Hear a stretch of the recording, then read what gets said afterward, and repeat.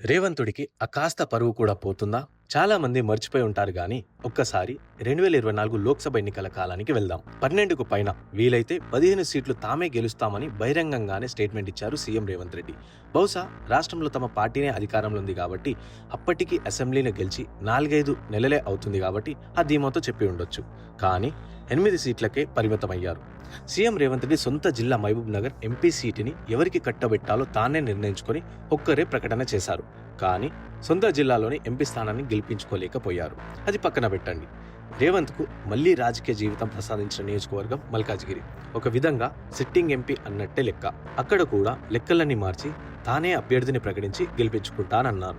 అక్కడ కూడా ఓడిపోయారు. పోనీ అదంతా మోదీమయనే అనుకుందాం. మరి మొన్న మార్చిలో జరిగిన పట్టభద్రుల సీట్లో కాంగ్రెస్ మట్టి కరిచిందిగా. ఆ సంగతి కూడా గుర్తు చేసుకోవాలి. కరీంనగర్, ఆదిలాబాద్, నిజామాబాద్, మెదక్ పట్టభద్రుల సీట్ అనేది కాంగ్రెస్ పార్టీకి సిట్టింగ్ సీట్.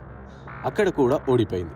ఇదంతా ఎందుకు చెప్పుకోవాలంటే, అసెంబ్లీ ఎన్నికల్లో గెలిచిన తర్వాత ఆహా అనిపించేంత గెలుపు ఏ ఒక్కటి కూడా రాలేదు కాంగ్రెస్ పార్టీకి. అప్పట్లోనే ఆ ఎన్నికలను రేవంత్ రెడ్డి పాలనకు రిఫరెండం అన్నారు.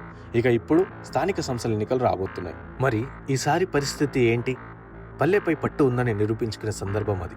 అంతేకాదు, రేవంత్ రెడ్డి పాలన ప్రజలకు ఇవ్వబోయే మార్కులు అవి. రైతు భరోసాను హడావుడిగా అమలు చేసింది కూడా పంచాయతీ ఎన్నికల కోసమే.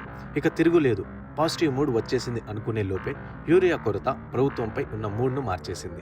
పంట పొలాలున్న ప్రతి ఊరిలో ప్రతి రైతు యూరియా కోసం నానా గోస పడుతున్నాడు. వర్షాల ఊసులో ఆ విషయాన్ని మర్చిపోయి ఉంటారని ప్రభుత్వం భ్రమపడుతూ ఉండొచ్చు. కానీ యూరియా దొరక్కపోవడంతో రైతు రగిలిపోతున్నాడు.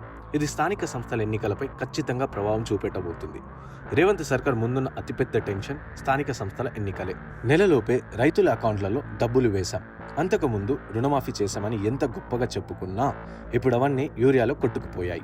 ఈ ఎన్నికల్లో కూడా కాంగ్రెస్ కు ఎదురు దెబ్బ తగిలితే ఇక అంతే సంగతులు. జరుగుతున్న పరిణామాలన్నింటినీ గమనిస్తున్న ప్రతిపక్షాలు గాని, లేదా రేవంత్ డామినేషన్ గిట్టని కాంగ్రెస్ నాయకులే గాని స్థానిక సంస్థల ఎన్నికల ఫలితాలు అటు ఇటు అయితే ఇక 10 ఏళ్లు నేనే సీఎం అనే డైలాగ్ను ఇంకోసారి ఆయన నోటి నుంచి రాకపోవచ్చని మాట్లాడుకుంటున్నారు. సరే, ఈ ఎన్నికలు కాంగ్రెస్ పార్టీకి రెఫరెండం కావచ్చు. దానికోసం ఎన్ని వ్యూహాలైనా పన్నొచ్చు.